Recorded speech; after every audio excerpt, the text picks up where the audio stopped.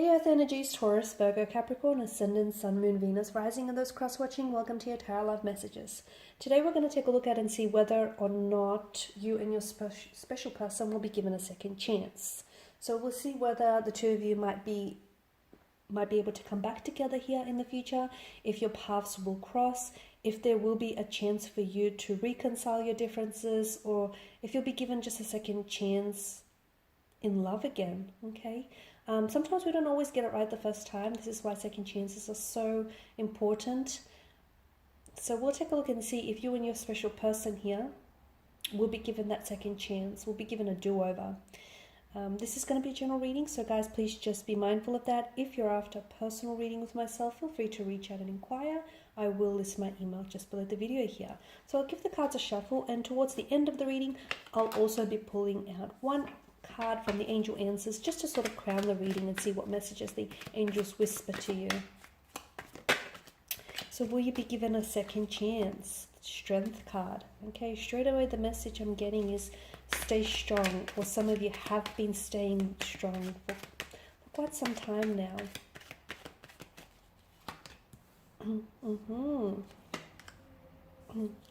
The Ace of Swords, Empress, the Four of Cups, the Sun, and the Six of Swords. Wow, okay. Okay,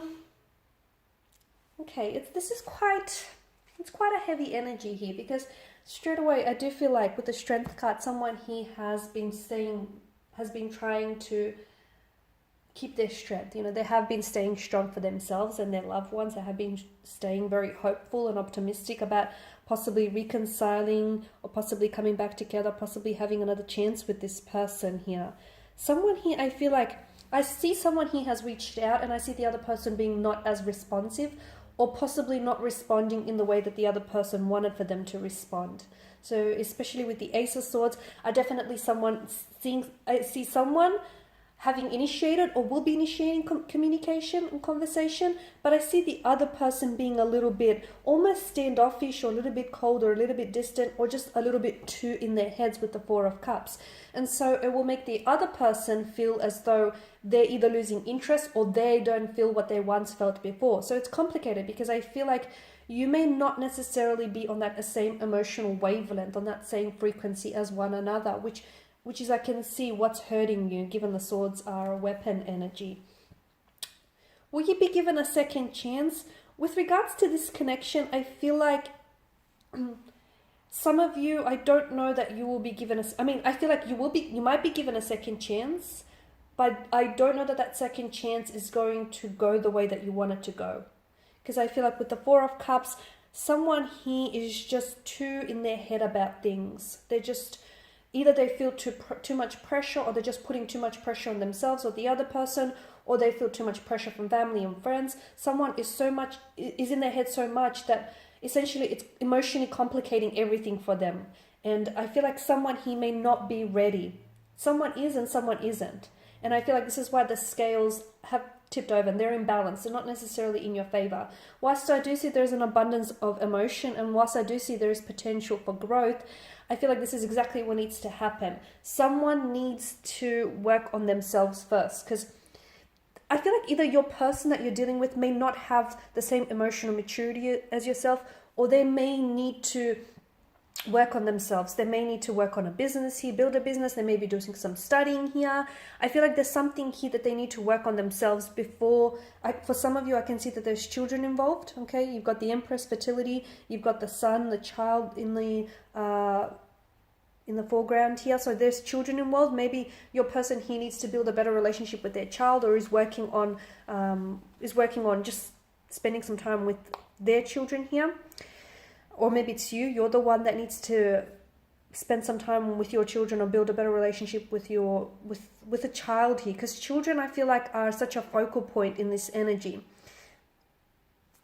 For some of you, you are in a separation with this person. You might have been like married or in a partnership with this person, and you've had children with them, and you want for them, maybe a very big part of the reason why you want to come back together is you've built a life with one another, and you want for them to improve that relationship with your children here. So it gets complicated, because I feel like the two of you will get an opportunity to come back together. But what I'm seeing is before that opportunity is made available to you, I feel like there needs to be a lot of growth, a lot of healing. Now, you can do this individually, or the two of you can come together and you can sort of help each other grow and help each other heal here.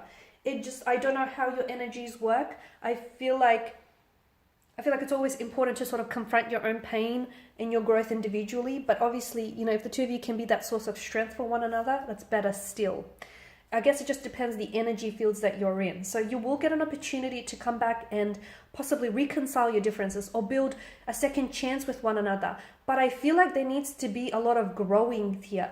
I feel like someone here needs to they need to learn some life lessons, or they need to do some maturing, they need to do some growing up, or they need to do some healing. They need to build on a better relationship with themselves or with their children.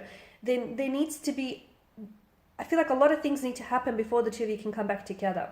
The other interpretation I get for some of you watching is that I'm seeing that you need to, the troubled past that this person has had, they need to leave it behind. Because for some of you, this individual, they're not a bad person, but I feel like they either got mixed up with the bad crowd, with the wrong crowd, or they got mixed up doing bad things, like indulging in toxic substance or just living an unhealthy lifestyle. And that essentially created a turbulence in your relationship. So this person will need to leave that behind. They will need to leave that past behind, that troubled past, and sail away from those troubled waters before the two of you can sail into smooth seas. Or the two of you will have to, if you want to get a second chance, you can't keep looking backwards. You can't keep looking backwards, and you can glance back and see, okay, it didn't work because we did this, we made this mistake. Don't hold on to that regret, because the weight of regret is really heavy. Use it as a tool, as a learning tool for any future relationships. But do not unpack your bags. Do not stay in the past, because the past is gone. And a big part of moving on, and a big part, this deciding factor whether or not you will be given a second chance, is all dependent on, are you strong enough to move on from the past? Are you strong enough to forgive the past, forgive themselves, forgive yourselves, forgive your past, move on so you can look to the future here? Because I can see that someone here has been staying strong for quite some time. Okay, and essentially everything that you've gone through hasn't weakened you, it's strengthened you. But I do feel like if you really want this second chance, and there is potential, there is opportunity for abundance and growth, and there's an opportunity to come back together, but I feel like someone here needs to work on themselves, and someone here needs to leave the past behind. They need to move away from the past. Okay, so we'll see what the angel answers have for you. So I'm just going to pull out one card, just see what message they hold for you here. Listen to your intuition. Okay, so I'm a big believer in listening to your intuition, because it's never going to guide you wrong, in the wrong direction, right? So there's something about this connection here or this relationship in which the angels here are asking you to listen to your intuition. So sometimes your person might not be entirely honest with you, okay, especially about their experiences with the past and whether or not they've moved on. Sometimes your person might be trying to fabricate a truth, or sometimes we see things as we want to see them rather than as they are. So listen to your intuition. If you feel like you're trying to fabricate, your story, you're trying to fabricate your narrative, then listen to your intuition, because it's not going to steer you wrong. Because there's something about this connection that I feel like you need to listen to your intuition, and that's going to be very helpful in possibly reconciling, or maybe in the time frame in which you will reconcile. Like, don't reach out to them if you're not ready. I know you might want to, and your head might say, reach out, do it. Or no, your heart might say, reach out, do it, but your head might say, not right now, you still need to work on yourselves, or you still need some space and some time between one another. So listen to your intuition, okay? Because it won't steer you in the wrong direction. It'll make sure that you'll end up exactly where you need to be. Alrighty, my lovelies, and these are your messages. I do hope that these have been helpful for at least some, if not all, watching. Thank you guys for watching and listening. Please show your support by subscribing to this channel, liking, sharing. I, of course, will be sharing with you more tarot love messages, so do stay tuned. And for those of you after a personal reading, feel free to reach out and inquire. Otherwise, bye for now.